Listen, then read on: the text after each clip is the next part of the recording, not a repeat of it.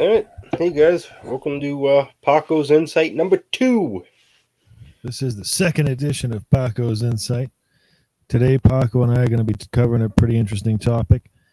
Today's subject matter is going to be regarding social media and its effect on mental health behavior. We're going to be covering the 2015 New York State prison escape.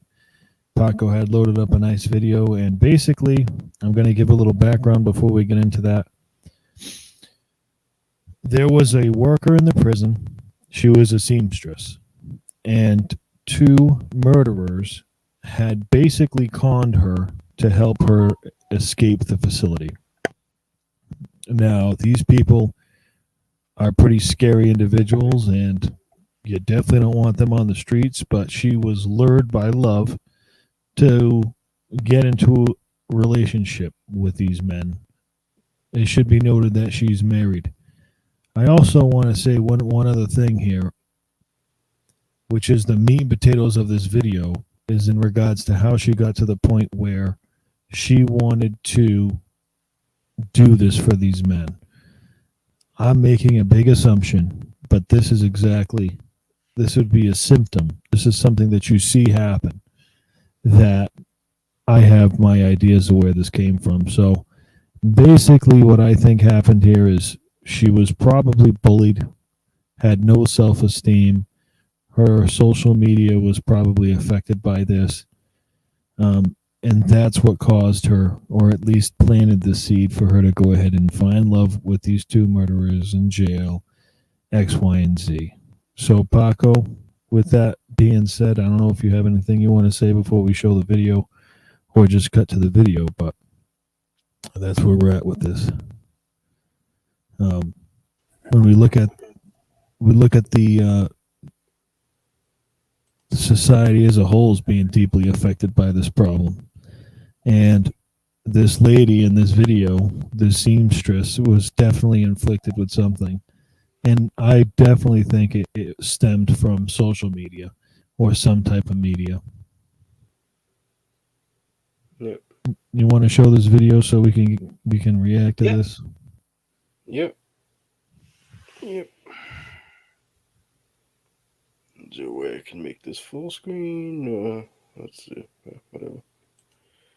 And around northern New York for two convicted killers who broke out of a maximum security prison in a very elaborate scheme on Saturday. It was like a scene out of the movies. The men using power tools to cut through steel walls and then escape through underground tunnels.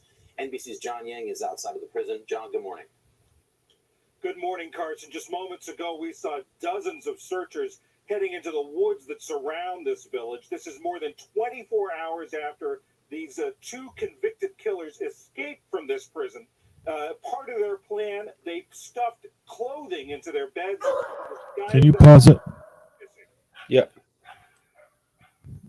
Like, why is this guy so close to the wall of that prison? That guy could have thrown a rock and hit the wall, the outside wall of that jail. Did you see how close? I mean, it's not in this particular pan, but this guy was real close to that place. So that Right here. Yep. that's a little weird. There's a tower there, so I can only assume it's not that far from the actual population. Yeah. Anyways, let's continue. All right. Heavily armed police and state troopers used dogs on the ground and helicopters in the air to search for the two convicted murderers. This is an ongoing investigation.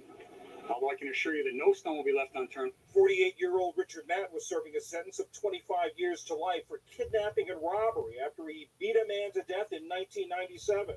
34-year-old David Sweat sentenced to life without parole for killing a sheriff's deputy in 2002. It was Hold on, pause it. Sophisticated. I know a little bit about that David Sweat guy, so I just want to tell you a little bit about his situation. It was about 2003, I believe. He had gone out to buy weapons illegally, and he had them put in his car, and he went to another location to try and sell these guns when a deputy sheriff showed up at like 2 in the morning and observed this happening. As soon as that deputy sheriff gets out of his vehicle, this guy Sweat kills him, shoots him like 14 times, and multiple shots to the head. So that guy, Dave Sweat, or whatever his name is not a good person. Not someone you want escaping the prison. And also the first guy who had a murder in 97. I mean, Yep. pretty crazy. Yep. You want to keep going, Paco, with this? Yep. It encompassed drilling through steel walls and steel pipes. Prison staff say they realized the men were missing during a routine check early Saturday morning. New York Governor Andrew Cuomo taking a first-hand look at how authorities believe they escaped. Solid. Using power tools to cut through the wall of their cell before accessing tunnels, ultimately exiting through a manhole in a residential area several blocks away. When something like this happens, put you in high alert. You know, it's like something out of a movie. It's a little surreal. It's thought to be the first escape from the maximum security portion of the prison in 150 years. And as the manhunt continues, so does the search for how the inmates acquired the tools and the technical knowledge for the escape. Now, all sorts of complicating factors in this search were in the middle of the Adirondack Mountains, thick forests around. All right, Paco. Is an Indian reservation. We already know how the story ends. They ended up getting busted not too long after. Not too long after this situation, they get caught. I think it's 3 days, something like that. They get busted. But the full story is that there's a seamstress in the jail. The seamstress in the jail brings in these power tools and presents those tools to these inmates who are then able to utilize them to escape. And the real story is not about the escape itself at all, but about the seamstress who got conned into bringing in these weapons to let two murderers on the street. She worked at that facility, Clinton Correctional, and she was married, like I said. How do you think she got to the point where she could be conned by two murderers? I mean, to help them escape prison. What do you think, Paco? My only thing is, how did the COs not hear them cutting through their walls of their jail cell? I mean, they were using power tools to... Well, they were probably cutting through the cell during rec time. So a correction officer probably couldn't hear it, assuming the officer couldn't hear it during rec because people are loud and XYZ, you can't really hear too good in the unit, assuming that's what it was. Other than that, there's no way to explain it. I'm assuming they did most of the cutting during the day when there was a lot of noise, or even in the evening when there was a lot of noise. So they weren't cutting it at the time of the escape. It was already pretty much pre-cut, I think. But I want to know why the seamstress. All right, yeah, and here, because in that initial that one from June 7, 2015, that video we just watched, they mentioned nothing about the seamstress. They didn't find out that they had help until June 8th. Well, that's it right there. I mean, when they found out they had help, the help was a seamstress, and she helped them out until the very end. Joyce Mitchell, yeah. Can you pull her up? Yeah, June 12th. Instructor in the prison tailor shop where Matt and Sweat worked. So that's how she knew him. Can you pull that on the screen? Yep. This is her right here. This is it. Sorry about the stupid ad. So basically, even though this ad's going on, this lady is the one that we're going to see here. She's the one who I'm discussing here. How she gets to the point where she gets conned. I know that these inmates are good, sweet talkers and all that, but we can keep playing it. We're trying to get to the meat here. Yep. They say it's based on a cognitive behavioral approach. I just say it works. Visit Noom.com and lose the weight for good. Go on Noom.com, guys.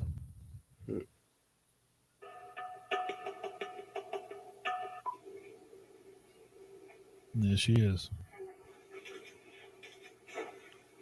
Not for nothing, but look at this lady, Pat.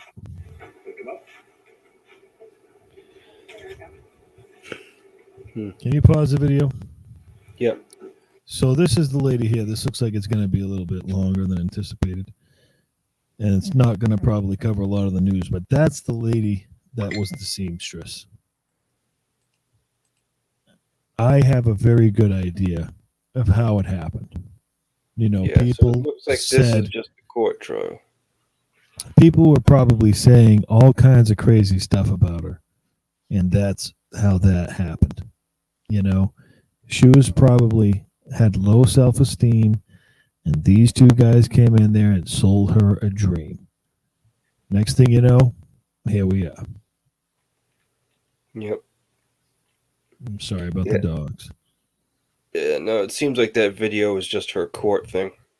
Yeah. What do you think, Pat? I mean, do you think that this lady wanted to be a criminal? What do you think caused her to do that? I don't know. I mean, I don't know what goes through people's minds where, like, one minute they're, law abiding citizens doing their job, and next thing you know, they're helping two convicted freaking murderers of a freaking prison escape. What do you think about what do you think about this being a problem in society? That's just an example. That's one example of how social media affects people. It affects their mental health. This is just an example of that. Yep. You know, there's other people out there that are going through stuff that will do something stupid. You know, but if she didn't have to deal with pressures and bullying from social media and society in general telling her, hey, listen, you're not worthy because you live an XYZ type of lifestyle. That's what causes people to go crazy. You know, you're not good enough.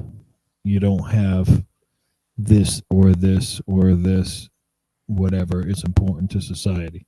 And that lady probably started to feel the pressure and was like, oh, then she goes into work and sees these two dudes and they're like, you're the most beautiful thing I've ever seen in my life. So she starts falling for it, you know, and that's how you end up in that situation. Yeah. Now Yeah. we need to prevent these types of people. We need to prevent this type of thing from happening. But this is very common. You know, it's a very common type of situation. Yeah, I was just about to say it happens more times than, prison nurses, COs. Have You you know. ever been, Patrick? Have you ever seen or been around someone who's sort of been involved with trolls online? I don't know. It's hard to pick a. I mean, I'm sure I have, but it's hard to pick anything that stands out. Um, Because I can think about a troll being someone who just really is out to hurt someone emotionally, right? So they'll go on, they'll say something crazy to somebody on. Actually, yes, I can think of a time that sticks out. There was one time this girl on Facebook. She was, messaging. I mean, she messaged a bunch. Actually, she messaged everybody that I knew. Actually, freaking Richard, Taylor, myself, all comping the same story about how she needs money and blah blah blah. And it was just she was a con artist. I didn't believe her from the jump because I didn't know her from a hole in the wall. Actually, I didn't even know her. She just randomly wrote me, some stranger. But yeah, no, she was, oh, you're very handsome and blah blah blah. I didn't believe a word of it, but yeah, but I didn't fall for it though. Of course, I'm smarter than that.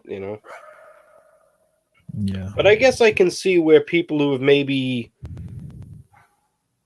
never heard that before, especially from a woman, can be susceptible to, oh, wow, somebody likes me. I mean, it's kind of pathetic when you think about it, but I'm sure it happens. Girls show this guy affection, the guy does what she wants, boom. Yeah, I see how that happens. And this is exactly what I'm trying to get at. Yep. These people go on there and they think everything's going to be fine, and then something happens, and it sucks. Truly. Yep. Yep. Yeah.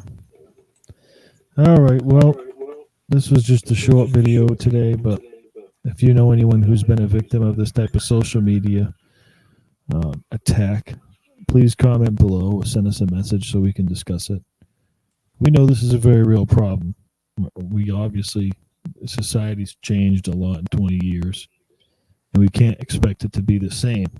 We can't expect the Facebooks, Instagrams, and Twitters of the world not to influence the way we think, look at each other, and love each other and treat each other. So, if you know anything about this, reach out. Yeah. Yeah. And unfortunately, it's like Nick's touching base on, Facebook, it, it has a lot of influence, especially, Facebook, Instagram, Snapchat, it has a lot of influence on, how people act, how people see you, and,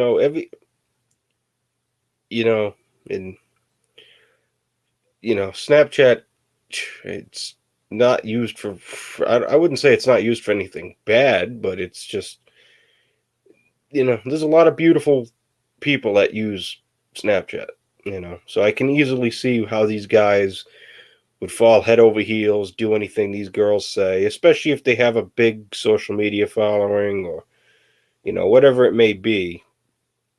I can see how some people, like I was saying earlier, can be susceptible to wanting to be involved in that clique, uh, want to fit in or know what it's like to be wanted or desired, and like Nick said earlier, maybe that's what that seamstress in the jail thought or felt. These two guys, complimented her up, and she's like, "Oh wow, my husband don't give me compliments like that," and, and it's just crazy to think about on how people can be that susceptible to stuff like that. This is the world we live in today, Pat. This is just the way it is. Yeah. Yep. Yeah, that's unfortunately how it is. All right, guys. I think that if you know anybody that's been in a situation like this, please reach out to us. Any articles you feel like sending us, we'd be happy to review. Yep. Okay. Have a good evening. Have a good day. Have a good weekend. Whatever your situation is, enjoy it. Yep.